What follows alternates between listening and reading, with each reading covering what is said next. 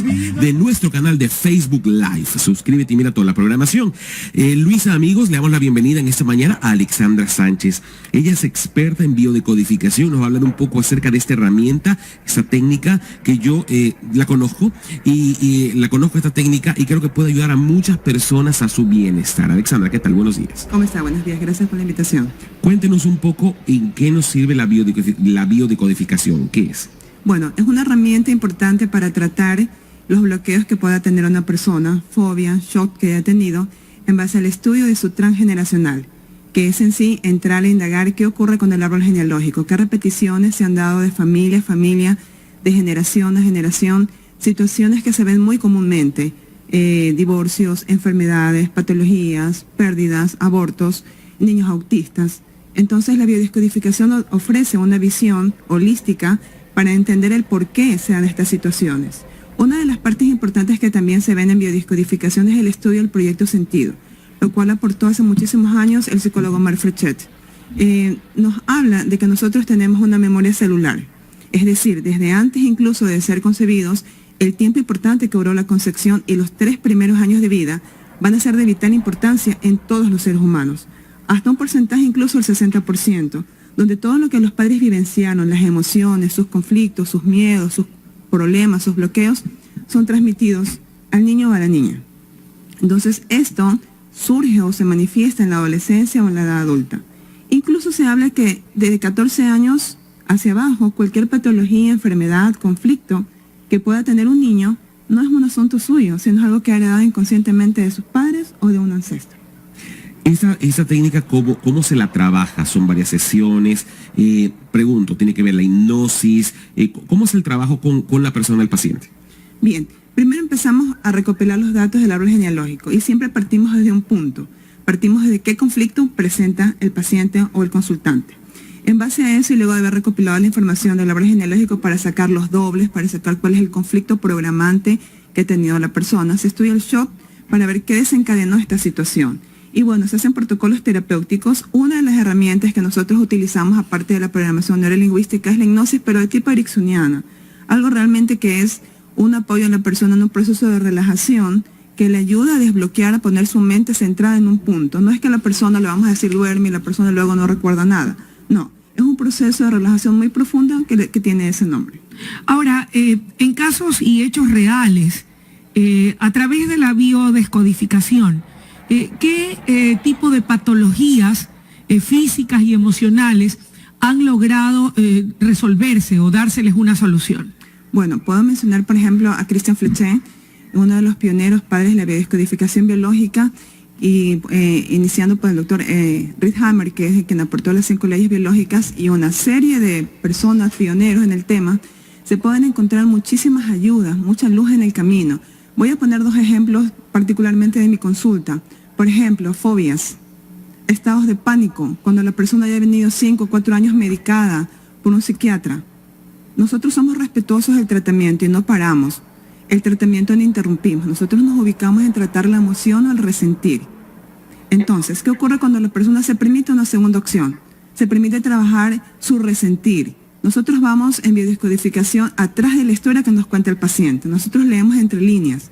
No es la emoción que el paciente cree tener, sino la emoción que está oculta. Por ejemplo, viene una persona con un temor, pero resulta ser que la emoción oculta es rabia. Es una situación que le quedó encapsulada en base a un evento vivido traumático a los 4 o 5 años de edad. Ocurre que un engrama se queda aquí fijado. De repente la persona tiene 5 o 15 años porque jugamos mucho dividiendo las edades. Si es una patología a los 15, veamos qué pasó a los 10, qué pasó a los 5.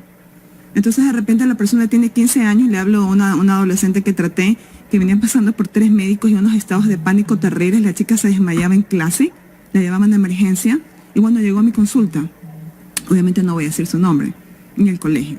Entonces tratamos con ella qué generó esto de aquí. Fueron 3 consultas que tratamos con ella. ¿Y a qué diagnóstico llegaron? ¿Qué era lo que le había provocado esa vivencia? O sea, no entramos como a diagnosticar, sino a tratar. Porque ella venía con un diagnóstico de estados de pánico y ansiedad. Entiendo. Entonces, ¿qué ocurre? Que ella, 3 o 4 años atrás, había sufrido un shock durante una clase de inglés, donde unos compañeros se pelearon. Ella se asustó mucho, el profesor tuvo que levantar mucho la voz, y eso a ella le generó una ansiedad terrible. Entonces, curiosamente, empezando justamente a encontrar la repetición, siempre le daban la clase de inglés. Mire esa Pero coincidencia. ella no había caído en cuenta de eso, ni Ok. siquiera los padres. Y aunque parece fácil, no es tanto. Nosotros vamos hilando, no encontrando cuándo, a qué hora, qué sucede, qué circunstancia ocurre para que ella se le activara ese engrama. Una vez tratado el resentido, una vez que ella tomó conciencia. Ya. Voy a citar una frase que me encanta de Carl Gustav Jung. Él dice, mientras el inconsciente no se evidencia, o sea, no se haga consciente, tu subconsciente dirigirá tu vida y tú le llamarás destino. Entonces, cuando ella tomó conciencia de qué le pasaba, trabajamos el engrama en sí, el shock que ella había sufrido, porque tenía que darse varias circunstancias, la clase de inglés y compañeros revoltosos. Cuando estas cosas ocurrían y alguien empezaba a levantar la voz, la niña empezaba a entrar en su situación. Liberando esa emoción, trabajándola, porque nosotros, el punto clave de la biodescodificación es que permite hacer algo que normalmente no nos podemos permitir. ¿Qué es? Expresar la emoción, expresar aquello que no pudimos decir, eso que lo tuvimos que dejar bloqueado porque era el papá, porque era la mamá, porque era el profesor. Hacemos un proceso terapéutico donde la persona vuelve a evidenciar ese shock, liberamos ese shock y ahí la persona permite bajar el nivel de tensión. ¿No es recomendable entonces cuando uno le dice a algún amigo, familiar, pareja, que tenga alguna situación de conflicto, tienes que sobreponerte, no tienes que llorar, contente, tienes que ser fuerte, en lugar de más bien permitirle que pueda liberar esas emociones, llorar todo cuanto tenga que llorar y desahogarse más bien para de alguna u otra manera, como usted señala, liberar esa opresión en su pecho y en su corazón? Muy correcto. Imagínense cuántos duelos no realizados, porque no se los permitieron, tengo yo en consulta. Personas que no se pudieron permitir realizar un duelo. ¿Por qué? Porque tenían que ser fuertes para sus hijos, porque tenían que estar bien puestos ante las personas y jamás se permitieron trabajar un duelo. Encuentro personas que han desarrollado patologías muy complicadas por un duelo no realizado. Y efectivamente, el tema no es qué decir, sino cómo decirlo, ¿no? De repente si la persona está en un momento de cólera, es preferible como esperarse un momento, pero esa emoción, ese disgusto, eso es lo que quiso decir, lo debe de hacer. Y hay procesos. Voy a decir una herramienta con la cual yo trabajo, que se llaman procesos de psicomagia cogidos de Alejandro Jodorowsky. Por ejemplo, de repente no le puedes decir a la profesora, a tu jefe, el conflicto que has tenido, porque tienes tanta cosa guardada, tanto resentir, tanta indignación que te produce hasta un desajuste, una migraña, una patología física, porque cuando ya la emoción pasa a un nivel, se vuelve enfermedad. Nosotros estudiamos la enfermedad desde el punto de vista emocional, tratando qué la generó, para que eso pueda repercutir favorablemente en la salud. Entonces, la persona puede escribir todo, con punto y coma, y como yo les digo a mis consultantes, permítanse ser 100% humanos. ¿Sabe qué me pasa mucho? Aquellas personas que han sido castigadas violentamente por un padre o una madre, humillados, golpeados, insultados, y tienen tan bloqueado que en un proceso de liberación no pueden expresar lo que sienten. Empiezan a llorar, empiezan a sentir un dolor, me dicen, me duele el pecho, empiezan a hacer unos sonidos extraños. Yo ahí sé que la persona no tiene miedo, la emoción es la rabia. Que esa persona pueda soltar la rabia y decir en un proceso terapéutico, fuiste malo, eso no se hace, jamás un niño se lo golpea, ¿por qué me hiciste eso? Eso consiste en liberar esa emoción que quedó encapsulada muchísimos años. Doctora, y en lo que concierne a las fobias, por ejemplo, a las ratas, en una cuestión que es paralizante, atroz, terrible, no importa si están muertas o si son de este tamaño. Es lo que me pasa a mí. Le comento que el tema no es la rata. El tema es la simbología de lo que tiene la rata. ¿Qué persona tóxica está cerca a su vida? ¿O estuvo? ¿Y qué le recuerda a esa persona en algún objeto o en este animalito? Porque le cuento que las coincidencias no existen. Cuando las ratitas aparecen, nos están diciendo como el semáforo cuando va a pasar de amarillo a rojo intermitente, alerta, alerta, aléjate, cuídate. Es un sistema de la primera ley de Hammer, protección. Su sistema de protección se activa y la rata le genera un pavor, pero que lo que realmente está ocurriendo es que alguien, entre comillas, una ratita de 2 patas, se está acercando a su vida y le genera una reacción en el animalito. Es que no hay palabras. ¿Puede ser algo heredado, tal vez? Perdón, solamente para complementar, mi querido Enrique. No tengo palabras. O sea, simplemente, Eso y no de ahora, o sea, es toda la vida. Eso es lo que es una fobia. Pero calcule usted que me pasó una vez, y perdón que lo traiga a colación, iba yo caminando con alguien en el centro, hace ya le hablo 25 años, para que tenga una idea de todo lo que me puede producir. Y de repente alcanzo a distinguir a unos pocos metros delante de mí un animal de estos muerto. Mire, estaba en pleno Parque de las Iguanas, con vestido alto y todo. Pues no tuve empacho en esta persona que no conocía encaramarme y trepar las piernas y empezar a gritar hasta el punto de quedarme sin voz. Bien, te explico ahí. Sí. Yo le pregunto a mi paciente, 25 años, yo divido para 5. ¿Qué te pasó a los 5 años? Wow. Sí tuve experiencias tu mamá, duras. tu abuela también tiene Ahí esa está, mira un fobia. minutito. No. Sí tiene una experiencia. O sea, no Algo propiamente. tiene que haber pasado, Sí, ojo, no no es relacionado con a una rata. rata, sí. Alguna persona que asustó mucho, Sí. generó un shock, ahí está, sí. Entonces nosotros Y obviamente no voy a decir quién por era la supuesto, persona al nosotros aire, vamos pero- directamente, dividimos para 5. Ahí la intuición y el trabajo te da realmente la herramienta. Yo ahí no preguntaría ni qué pasó a los 12 años y medio, sino directamente divido para 5. ¿Por qué?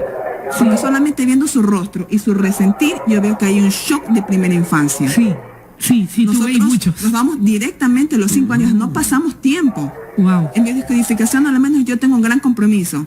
El tiempo para mí es factor oro. Por eso es que yo encuentro pacientes que van de médico y psiquiatra por aquí y yo respeto todo el tratamiento. Yo Sin no duda, quito nada, pero claro. yo trabajo esa emoción. Ya. Liberando esa emoción, haciendo un acto de liberación terapéutica, es muy probable que baje en un 75% en las primeras a la tercera sesión. Nada o nadie hasta ahora, o sea, me produce tanto impacto, tanto pavor, y puede ser un pulpero, Claro. pero para mí Ojo. me puedo guindar en la lámpara y de ahí no salir. Vuelve a meterte en los 5 años de qué pasó con esa persona. Esa es la Sí. emoción que tienes que liberar. La toma de conciencia de esto aporta solamente la toma de conciencia de por qué me está pasando lo que me está pasando, aporta a veces a un proceso de sanación del 30 a 40%. Alexandra, ¿y eso son terapias, son sesiones? ¿Cuántas podrían ser? Por ejemplo, para un caso similar a lo que está contando Luisa, ¿cómo se trataría y ya existiría al finalizar en la primera sesión, segunda, tercera, ya una mejoría? Voy a contestar desde el punto de vista cuando la persona busca al psicólogo, en mi caso que es mi profesión, o a un psicoterapeuta. El psicoterapeuta o el psicoanalista le va a mandar 1 o 2 años de tratamiento. Wow. Y el psicoanalista le dice, bueno, nos vamos a ver en la semana, después cada 15 días, durante X cantidad de años. No me gusta mucho jugar con el número de consultas, porque cada persona es un mundo aparte, pero promedio. una vez que nosotros encontramos el efecto, por ejemplo, en la compañera es el efecto desencadenante, lo que le pasó a los 25 años. Nosotros trabajamos con ese desencadenante y trabajamos con el programante. Por medio de 3 a 4 sesiones Ok. podemos ver un avance significativo. Finalmente, de mi parte, la biodecodificación, biodescodificación, puede también ayudar a resolver o a tratar el problema del sufrimiento por el tema de los apegos. Bien, el tema de los apegos no es más que una llamada a la falta de carencia o afecto que ha tenido la persona. Un apego patológico no es algo regular.